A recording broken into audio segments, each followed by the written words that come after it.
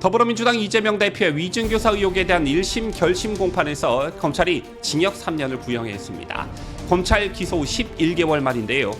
통상 결심 공판 이후 선고까지 한 달가량 걸리는 점을 고려할 때 위증교사 혐의 재판의 1심 선고는 이르면 오는 11월 나올 가능성이 높습니다. 더군다나 신속한 판결을 하라는 조희대 대법관의 특명이 내려졌기 때문에 재판 지연 전략으로 다음 대선에 출마하려는 이재명의 계획에도 차질이 불가피해 보입니다.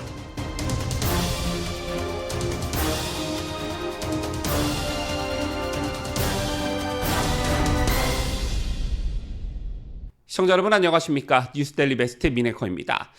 오늘 서울중앙지방법원에서 열린 이재명의 위증교사 사건에 대한 1심 결심 공판에서 검찰이 징역 3년을 구형했습니다.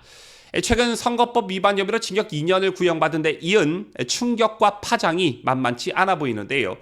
자, 먼저 검찰은 오늘 이재명에게 징역 3년을 구형하면서 위증 범죄는 사법 질서를 교란하고 사법 불신을 초래하는 중대 범죄로 사법에 대한 국민의 불신과 사회 혼란을 야기한다라면서 이 대표는 현직 도지사라는 우월적 권력을 악용해 매우 계획적이고 집요한 방법으로 김진성 씨를 회유하고 위증을 교사했다라고 했습니다. 자, 이어 검찰은 이 대표는 위증교사를 통해 2018년 공직선거법 사건의 실체와 양형에 모두 영향을 미치려 시도했고 실제로 재판 결과에 영향을 미쳤을 가능성을 배제할 수 없다라고 했습니다. 한마디로 위증교사를 통해 사법체계를 농락했다. 그래서 이건 반드시 중하게 다뤄줘야 한다라는 것인데요. 자, 먼저 아시다시피 이재명과 관련한 범죄 사건은 여러 가지입니다. 한 정치인에 대해 이렇게나 많은 범죄 사건이 있을 수 있겠냐? 이런 생각이 절로 드는 그런 부분인데 그 대표적인 게 바로 대장동과 대북송금 사건이죠. 그런데 이건 사건의 내막이 좀 복잡합니다. 따라서 수사 또는 재판이 상당 기간 오래 걸리고 있는 실정이고 정치에 관심이 많지 않은 일반 국민 입장에서는 내용을 소상히 알 수도 없습니다. 바로 이 점을 이재명 측이 노리고 있다. 저는 이렇게 보는데요.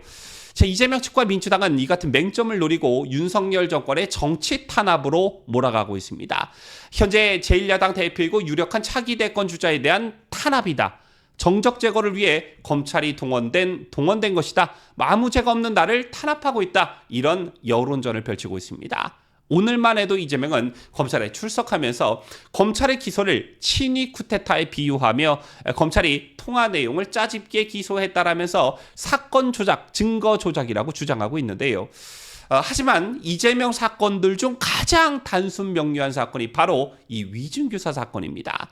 변호사 시절이던 2002년 이재명은 검사를 사칭해 김병량 성남시장에게 전화를 건 혐의로 구속 기소됐는데요.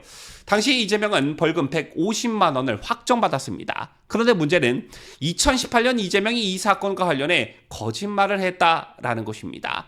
이재명은 경기지사 선거방송 토론회에서 검사 사칭 사건 때 누명을 썼다 이렇게 거짓말을 했습니다. 이 때문에 선거법상 허위사실 공표 혐의로 기소된 것인데요. 이 과정에서 이재명은 김병량 전 시장 수행비서 출신인 김진성 씨에게 전화를 걸어 검사 사칭 사건에 대한 거짓 증언을 요구합니다. 그런데 김 씨가 처음엔 이재명의 요구대로 위증을 했다가 지난 4월경 진술을 번복했습니다. 이게 이재명에게는 결정적인 치명타로 작용하는데요. 검찰이 이재명, 김진성 간 녹취록을 제시하자 김 씨가 사실을 인정한 것입니다. 김진성 씨는 검찰 조사에서 이재명 대표가 안 시켰으면 검사 사칭 사건에 대해 거짓으로 증언할 이유가 없었다라고 진술합니다. 그야말로 이재명이 딱 걸린 그런 순간을 맞이하게 된 것인데요. 그 이후 지금까지 김진석 씨는 자신의 검찰 진술을 법정에서까지 일관되게 유지하고 있습니다. 참고로 김진석 씨는 오늘 검찰로부터 징역 10개월을 구형받았습니다.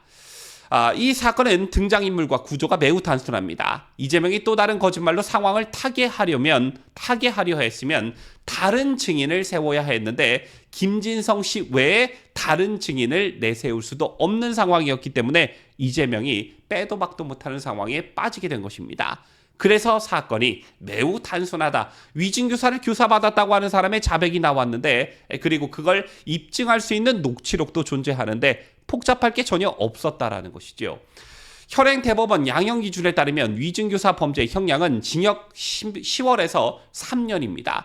따라서 오늘 검찰은 이재명에게 다시 한번 최대치의 구형을 한 것이다. 이렇게 말씀드릴 수가 있겠는데 재판부가 반드시 양형 기준을 따를 의무는 없지만 한 달 뒤쯤 1심 판결 선고에서 유죄가 인정되면 피선거권 박탈형, 즉 금고 이상의 가능성이 매우 높다라는 의미를 지닙니다.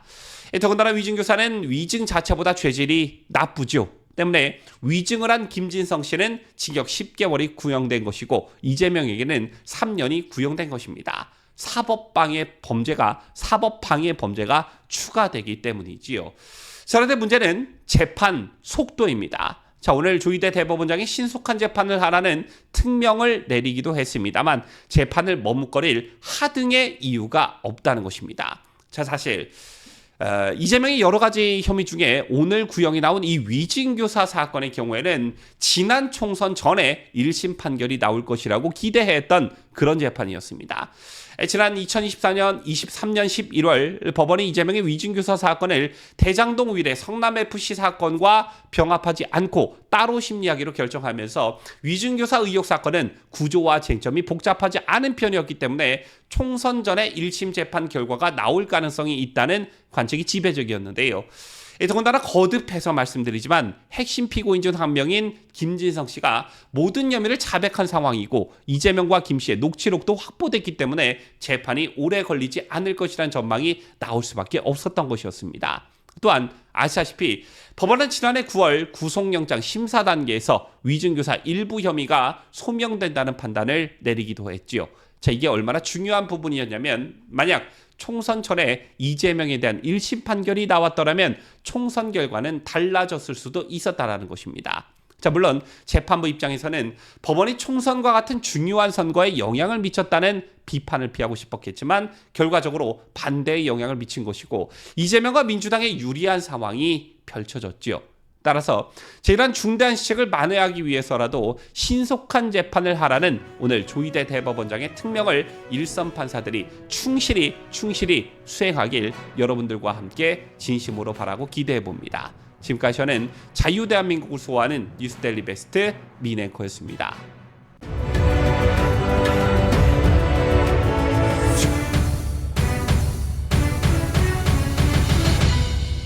함께해요. 뉴스데일리 베스트.